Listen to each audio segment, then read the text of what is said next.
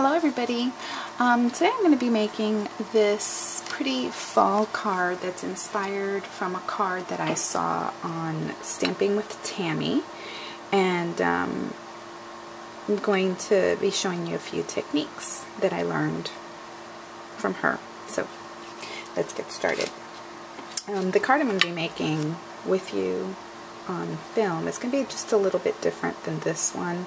This is my prototype. I'm not even sure that I like it that much. I think it's okay. I think it's okay to give to someone. I'm just not crazy about it. So let's see how this one turns out. What I have here is 2 pieces of white paper. This is just recollections, and it's 3 3/4 by 5. Both of them are that size, and one of them is going to be a mask. And what I'm going to create is a frame for my masking. And you need a paper trimmer that has the lines, and it has one of these blades that you can position anywhere. So I wouldn't be able to use my tonic trimmer for this because you need this kind of a blade. So what we're going to do is we're going to make this frame be a 3/4 inch frame. The one that I made, this one, it's a 1 inch. That's a 1 inch frame all the way around, and I wanted this layer right here to be bigger. So I'm going to go with 3/4 of an inch. So I'm going to line this up here at 3/4 of an inch.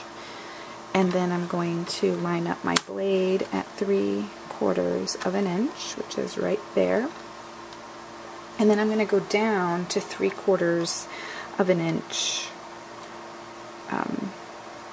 from the end, which is the end of the card is here at 5 inches. So I'm going to stop at 1, 2, 3 at 4 1/4. And I'm going to do that to both sides right now so that I don't forget what I did. And then again, we're at 3/4 of an inch here. And then stop at 4 1/4. And then we're going to do it to the side. So start here at 3/4 of an inch. And then here it happens to be 3 inches. And then turn it over and do the same exact thing. Go to 3/4 of an inch.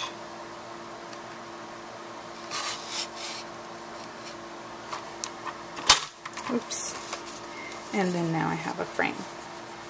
You can do this for scrapbooking, for any kind of frame that you want to make. It's a great technique, and I've used it before. You've seen me if you've been watching my videos for a while. If you're new, welcome. Thank you for joining me. This is a piece of foam from the fun foam department at the craft store, and I like to use it to stamp, and I'm going to use it here for my brayer as well. And I'm going to use my craft mat as my kind of like a scratch piece of paper. And so we're going to line up our 2 pieces of paper here, and this is, like I said, it's just a mask. And I'm going to get my brayer, and I'm new to using a brayer. This happens to be the Essentials one. This is the medium size one, and really fun to use. And then I'm going to do my background. I think I'm going to use the Right Persimmon again. This is from the fall seasonal inks. And I'm going to ink up my brayer here. And I'm just going to roll, roll, roll, roll, roll. And again, I'm not, I'm new to the brayer, so bear with me here. I'm always nervous right before I start inking. I don't know why, because I don't have a lot of experience with this.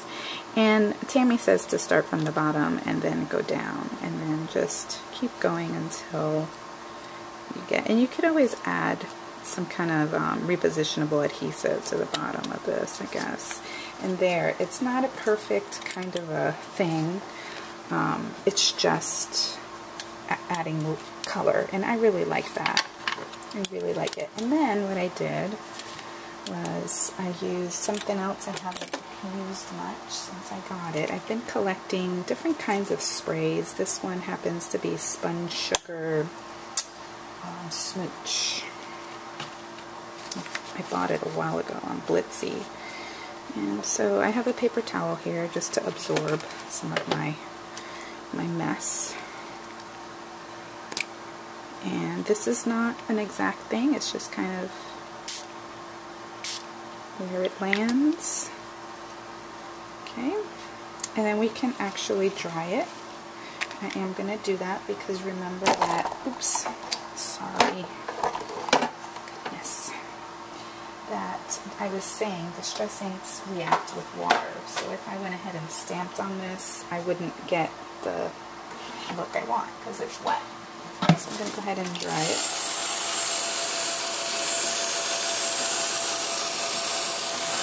I tried to get another heated tool from Blitsy, but boy, that was gone. I mean, that blitzed so fast. That's the thing about Blitsy, is you gotta be on it. So maybe next time.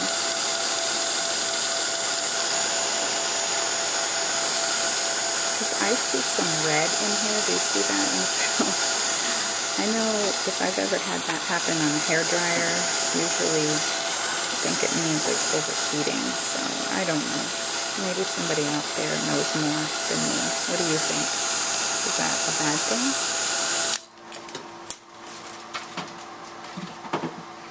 Okay, so now we're mostly dry here. I'm bringing in my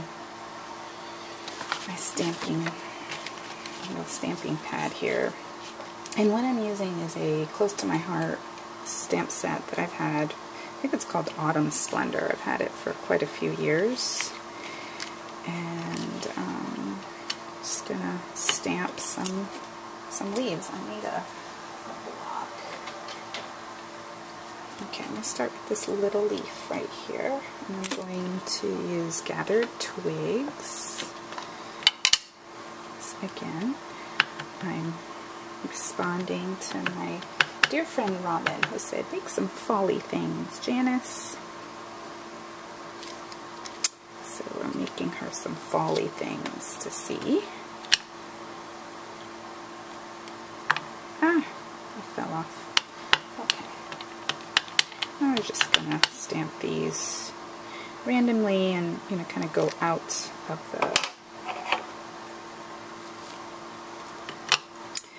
that little rectangle that we made, the mass.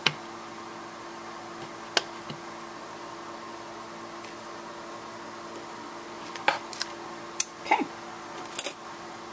And then what I did on my original one was I used seedless preserves. There's my purple, and we use the ink applicator for the ripe persimmon as well. Okay, and we're just going to do some distressing. It's a lot. These ink pads are new, so they're quite juicy. And again, this is just kind of a random fashion. Nothing exact, and then we're going to add our seedless preserves. So let's go ahead and just, this is quite purpley, so I'm not going to be too generous with it. Maybe we'll do a little bit of the brown as well this time.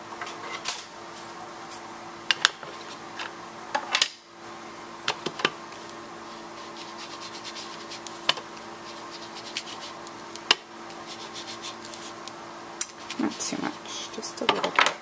Because I also added some faux stitching around it with walnut stain here. Oops, the other side. And I'm just going to go around the whole thing and then I'll come back and finish the card. Stay tuned for part 2.